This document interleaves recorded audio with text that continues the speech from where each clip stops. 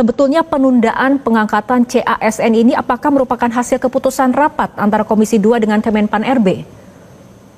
Fitri, mestinya diundang satu lagi dari Kemenpan RB atau BKN ya. Karena semangat kita di Komisi 2 waktu rapat itu berdasarkan kesimpulan yang kita dapat dari pendapat dan pandangan teman-teman Komisi 2, kita itu maunya mempercepat.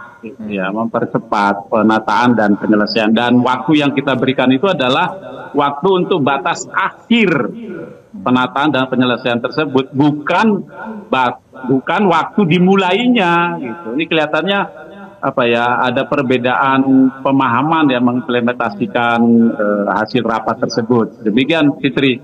Oke, tapi kemudian sampai Menteri ini menegaskan bahwa penyesuaian jadwal pengangkatan CASN 2024 ini merupakan keputusan bersama antara pemerintah dengan DPR RI. Artinya ada salah tafsir atau bagaimana, Pak Zulfikar?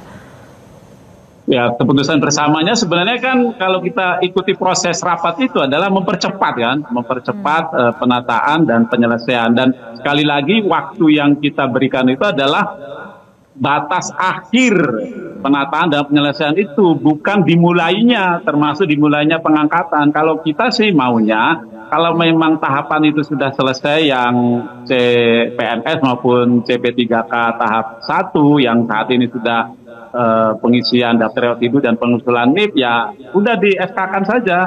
Kan Maret ini ya yang formasi 2004 itu yang tahap 1 dan PNS itu.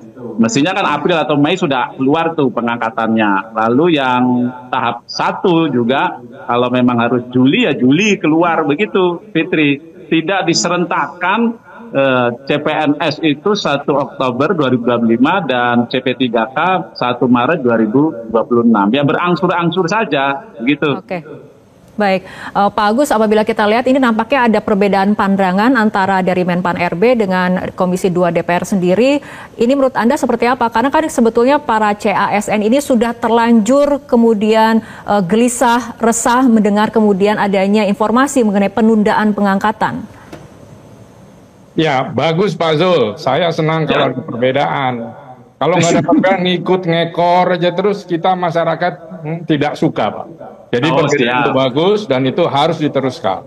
Nah, terkait dengan CPNS ini, ya ngapain diundur dulu. Tapi saya menduga pasti karena pemekaran kementerian, institusi, ya itu lalu dampaknya kepada positioning dari masing-masing CPSN. Karena mau kemana dia, mau ditaruh di institusi mana, lembaga mana, pemerintah daerah mana. Kan ada pemekaran juga. Kemudian terkait dengan gaji, dengan anggaran. Jadi pasti Bu Rini juga memikirkan hal itu. Gimana caranya, belum jelas nih dari Kementerian Keuangan.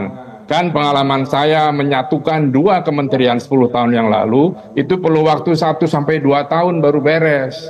Nah ini kan baru berapa bulan, pasti kelabakan semua, termasuk Menteri Keuangan dan Sekretariat Negara. Jadi ya seperti ini sekarang, ya korbannya adalah para CPNS dan P3K ini. Nah saya mendukung Pak Zul, Pak jangan nurut saja Pak, Bapak harus punya pendapat dalam hal ini. Itu.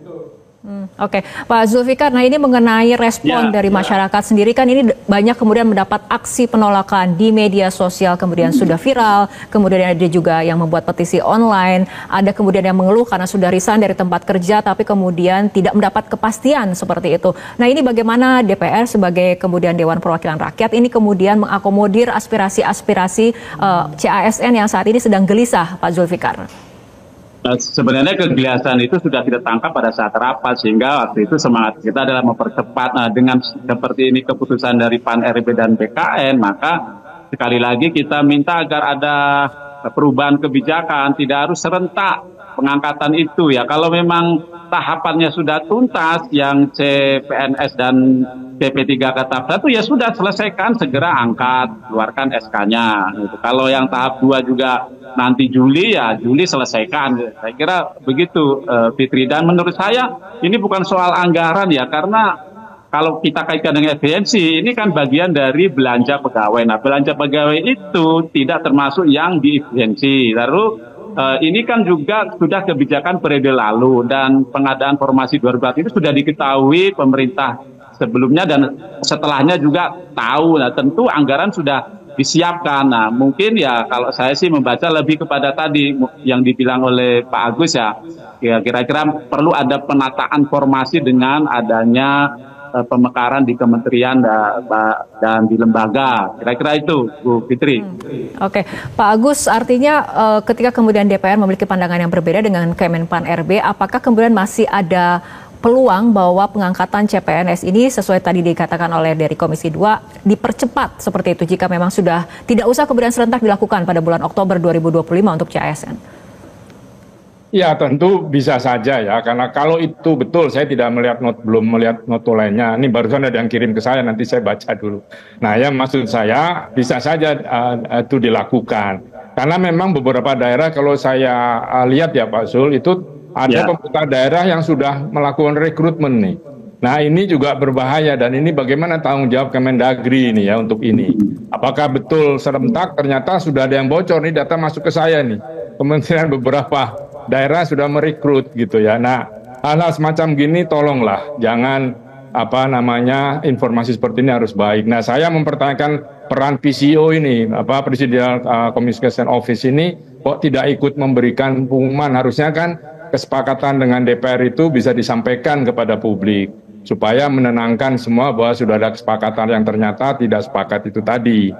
Nah, jadi ini memang sangat merugikan CPNS dan P3K-nya itu. Karena ya mereka kan berharap ya bahwa akan jadi CPNS. Tadi ada yang sudah bayar penalti ketika mematahkan kontrak di perusahaan swasta misalnya.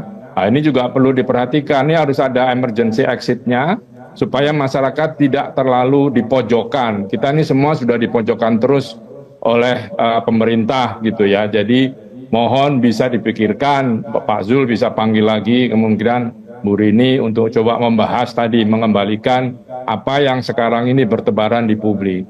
Oke, Pak Zul, tanggapannya? Ya saya setuju, justru itu saya selalu bilang agar kebijakan itu bisa dirubah lah. Kalau memang sudah selesai pembekasannya, dalam hal ini pengisian daftar riwayat hidup dan pengusulan NIP-nya, ya segera saja diangkat, berangsur-angsur saja. Dan perlu kita tegaskan lagi bahwa waktu yang kita berikan itu adalah batas akhir ya penataan dan penyelesaian, bukan dimulainya.